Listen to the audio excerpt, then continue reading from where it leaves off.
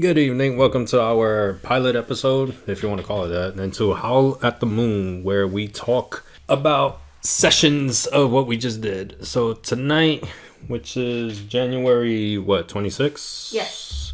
We did a session 0 building characters with a couple of my coworkers from work who wanted to do role playing and never did.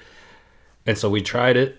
And we are starting with Werewolf the Apocalypse by, at the moment, Paradox Interactions with the World of Darkness system. And with me, I got my co-host, Linnea. Hello. My name is Ray. We're from Love and Rebellion Games, where we do what we love and rebel against the norm. Basically, playing games and encouraging people who are beginners and want to delve into games of any sort, whether it's tabletop RPG, card games, miniature tabletops, the works. So on to the show, Howl at the Moon. This will be Howl at the Moon, Florida, because the setting will be based off of Florida. At the moment, their group was heading to St. Augustine. Before we delve in deeper into that, let's go ahead and have one of the players introduce themselves, which she already did, and what she thought of this session. So, as you said, I am Linnea. I am currently playing Zuri, which is a Ragabash of the Ghost Council. And my concept for my character is actually basing her off of Catwoman, because I was doing a criminal and it just sort of led in that direction. I thought it was pretty fun. I had fun helping the others help build their characters, while I was also exploring the idea of what I'm going to make for mine. And the small bit of session, it was unexpected getting tossed into the Umbra, specifically in the dreamscape of what my character's friend experienced in a nightmare that gave her a physical mark, and just becoming defensive and trying to protect her while we face the unknown and fighting this wasp creature, which unfortunately turns out to be the driver of the bus. That was strange. I find it funny that you're playing a cat-like character in a world where you're a werewolf. It's like playing a Bastet thinking that she's a wolf, a huntress. I mean, they both had claws. Oh my lord. So what made you decide to do Ghost Council? Because you so far have done Black Fury with Dyla for the French game, the one shot. Yep. You got in Brittany, who was originally Anna from the No Feet Small, which is a story that's in the base book. After that, you had... She was Child of Gaia. Yep. And then you got Anna. I forgot. Or No. The cousin of the one. I forgot. Luna Yep. was the cousin. She was a glasswalker. Then I also had from the one shot, it was a Heart Warden for my butler. Yep, that was the Halloween special. Yep. My current character for the Wednesday group, she is a Silent Strider. And, I don't know. I wanted to go for something I hadn't gone for before. And looking through the different ones that I haven't done before, it just seemed intriguing for what I ended up gearing towards, because at first I started gearing my concept towards a self-absorbed criminal. kind of like just randomly stealing, but not having any minions, not being a crime boss, not being a minion of a crime boss, being just... I was a criminal on my own, but I'm decently good, kind of like a cat burglar, and as soon as I thought of the word cat burglar, I was like, oh, I'm making Catwoman. I should go all in. That makes sense, because I was thinking why you didn't do a Shadow Lord if you were going a burglar route, but that makes sense. What did you think about the whole starting of it all the way to the end? Well, it's like, I know, like, you immediately started off with something intriguing with her starting off with the other character starting off with the intense dream of seeing the cute little spirit and trying to blow the horn, and the moment she grabs to help the spirit, she gets grabbed by someone intense and threatening, and she wakes up with that mark on her arm still. But I was like, my character probably, like, nightmares or nightmares. Can I steal anything? I figured my character would be more focused on that. So I know we, like... My friend is dying in her dreams like Freddy Krueger, but yeah, no, she'll be alright. Let me go steal shit. Well, she didn't notice at first that it was that intense. I was like, I don't feel like my character would notice yet, so she's gonna be focused on her own thing. Yeah, not notice, even though she woke up screaming. Yeah, definitely did not notice that. Yeah. It was just a nightmare. Nightmares are nightmares, right?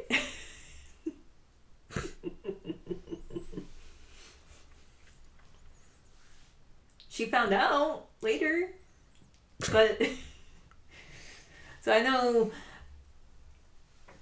you started off with something intriguing, and then I took it to a tangent, but it did, like, introduce our characters to the other characters in a way. I didn't know. It did not. I didn't know that it would... Me trying to look for who to pickpocket would lead me to the other characters rather than an NPC, but it worked. It did not. Well, pickpocketing didn't work, but being like,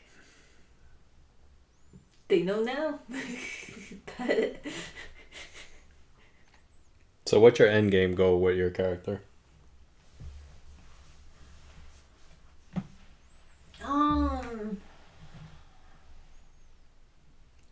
I don't think she really has an end goal in mind other than just keep collecting whatever fun stuff she finds.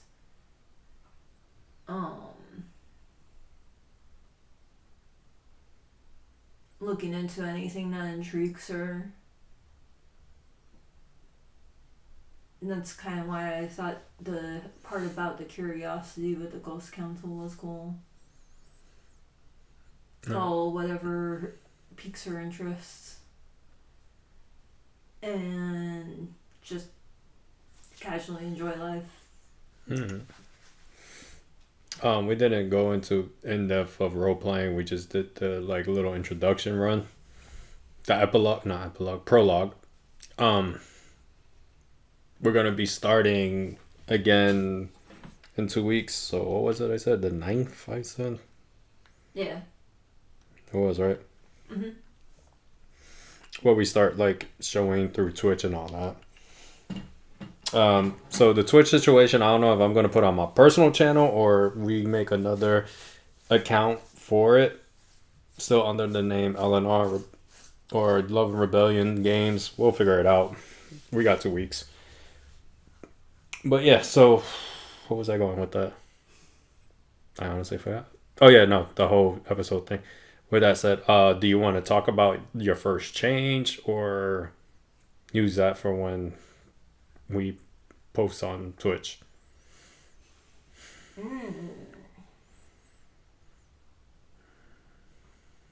That would be interesting, exploring what my character's first change would be. Because I feel like she probably was already living this life before. Just adding on the shifting is like, that cat has better claws. It's Werewolf the Apocalypse, not Best at the Apocalypse.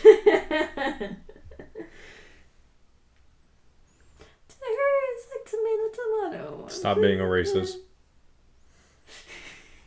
They are not. She's so furry. I am going to kill your character. The moment I get a silver bullet, it's getting a headshot. And you're going to make a new one. Hey! So a silver bullet is when you critically fail. In the rule books, it says like, you know, critical failure is when you get the 2T for a brutal failure. It's a brutal failure. However, I like to make the game into suspense. So I would take it as a silver bullet to use in another time. So for example, if somebody get a brutal failure from like lockpicking, I could use it as an excuse to be like, hey, you've been found because remember that time you lockpicked? Yeah, you left evidence. Making the players think they got away like a smooth criminal when they really didn't. So yeah, if you think silver bullets is a good idea, I will definitely suggest to run them in your game. Because they do add up and it makes the game more intense. But yeah. So what are we talking about? First change. Like, I really hadn't thought about the first change yet. But,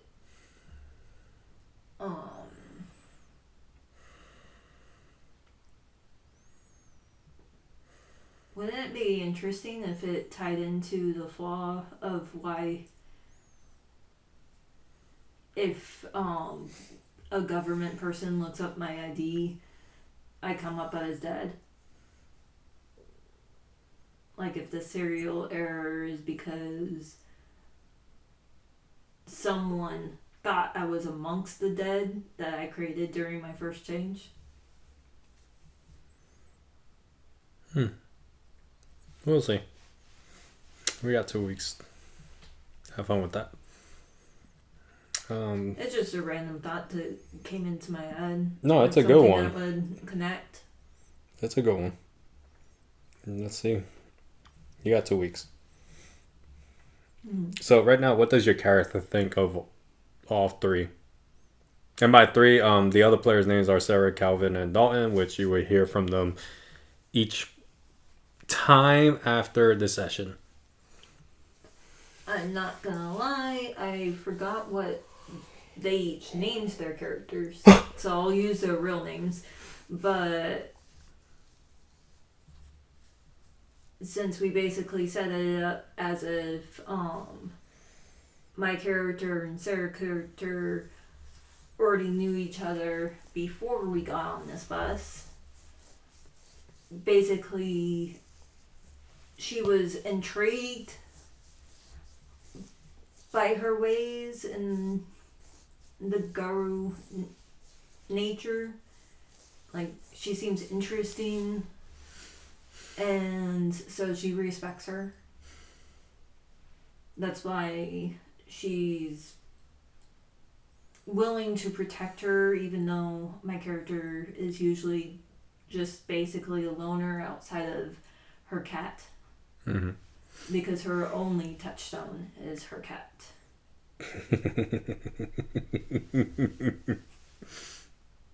Let's say they actually have 9 lives. Or it could be a traitor like the other campaign. Silver bullets, silver bullets, silver bullets, silver bullets. It's the world of darkness, not the world of happy places and endings. Silver bullets, silver bullets, silver bullets, yeah. Silver bullets. She's probably gonna be.